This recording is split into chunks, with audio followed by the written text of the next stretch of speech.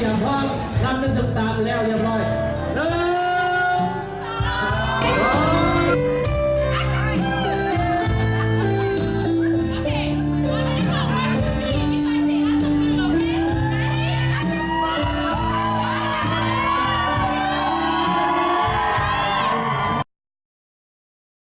ลาวต่อไปก็ขอเชิญ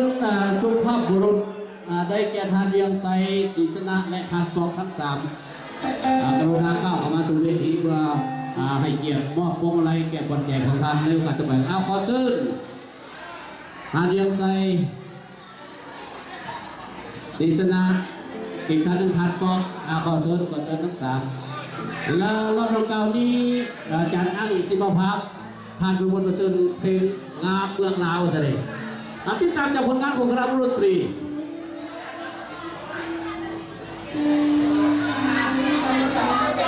ขอเชิญ